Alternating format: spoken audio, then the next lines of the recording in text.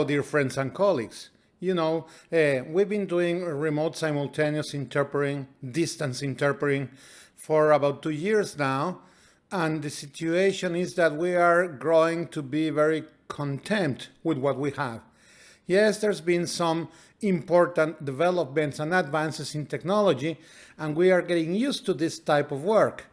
However, there are certain things that are still paramount that we have not resolved, at least not to my entire satisfaction.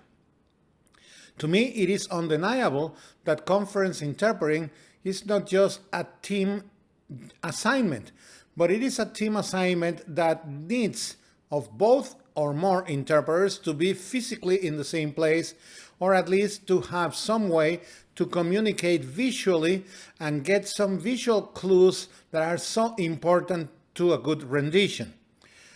It is very important to be able to listen to what the other interpreters are saying. You have to hear your colleague so that you can assist him when you are the passive interpreter, no doubt about it. However, I believe that even as important or more important than that is the fact that we have to be able to see each other. Because there are certain things that when you are the active interpreter, you cannot get or you cannot transmit to your colleague that is working with you by speaking or by typing, because they are instantaneous, because it would break your concentration to do so. So facial expressions, gesticulations, certain things that we do with our hands, especially when you work with somebody that is seasoned and has worked with you before, are essential for a good rendition. To me, the fact that the dedicated platforms for RSI offer the fact that you can hear your colleague and that they offer the handover feature and all that are useful, but to me they are not enough, because they are not at the point that they allow you to really do your work as if you were sharing the booth with your colleague.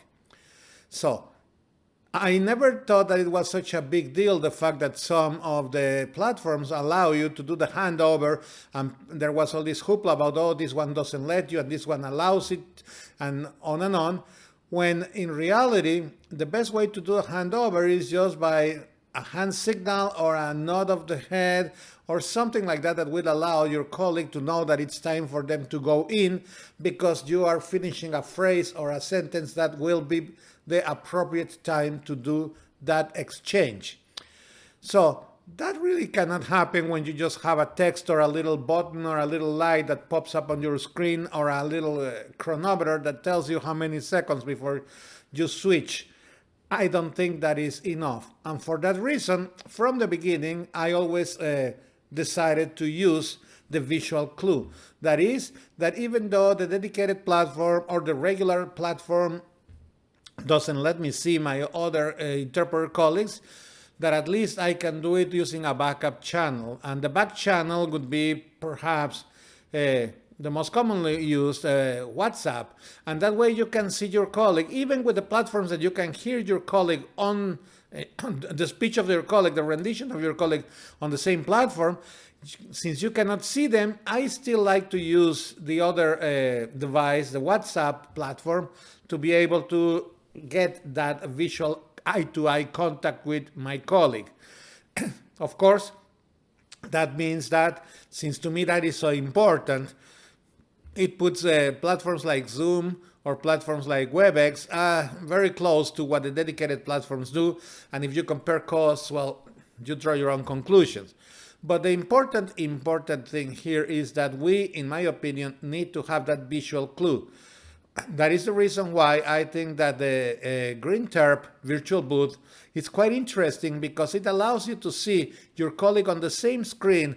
You can hear your colleague on the same screen, and you can do it all with only one computer, because it is not a dedicated platform. It is a virtual booth. It's an add-on that you incorporate to whatever other platform you are using.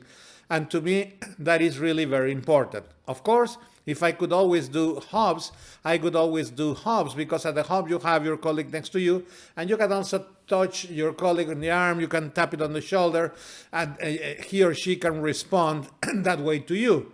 However, these are pandemic times, and since distance interpreting is here to stay, we have to take into account that hubs, at least permanent hubs, will not be very likely in many parts of the world, just because of the statistics, just because there are not enough interpreters or there is not enough demand.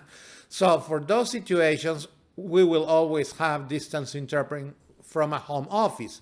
And for that reason, we need to have a correct means of interpreting that will allow interpreters to see each other during their rendition. That's why this virtual booth idea is interesting to me.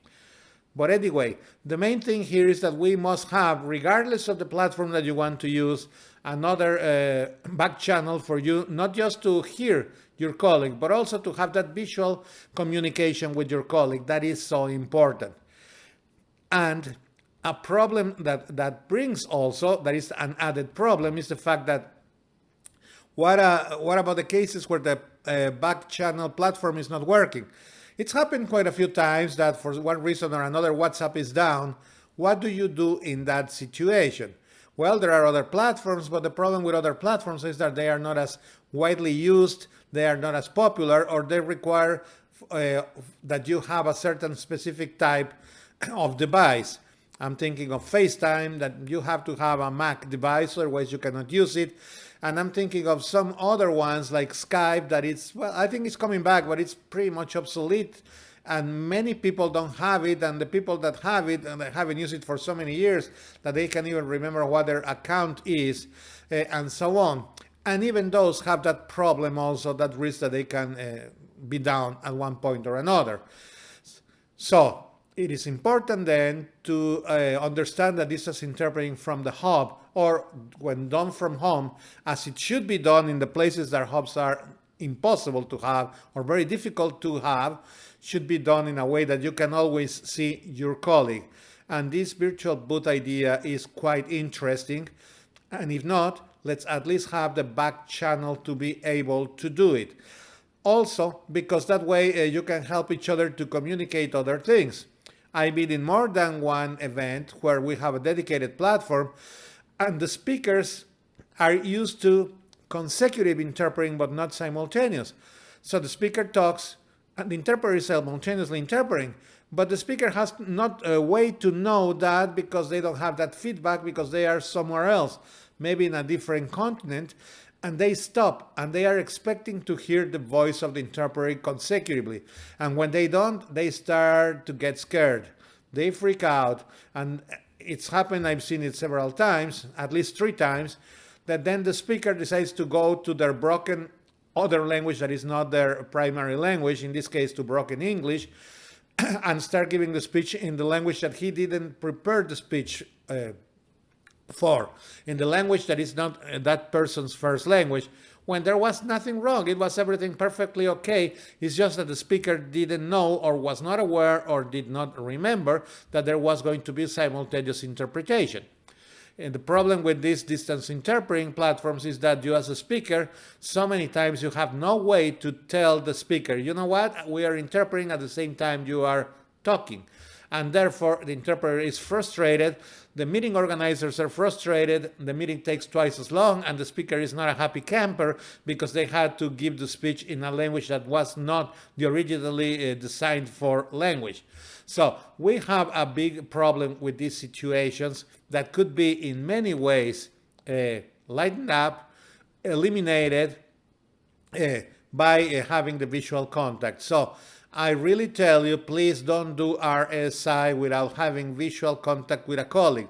I don't care if you can do the fancy handover. I don't care if you can hear your colleague on the same platform. That is all good, but your job will never be totally proper unless you can have that other communication with your other interpreter colleagues. So please use the visual clues with the same platform, platform and virtual booth combination, or by using a back channel, whatever that channel might be and whatever the risks may be. Anything is better than being interpreting blind. At least that is my opinion. Thank you very much.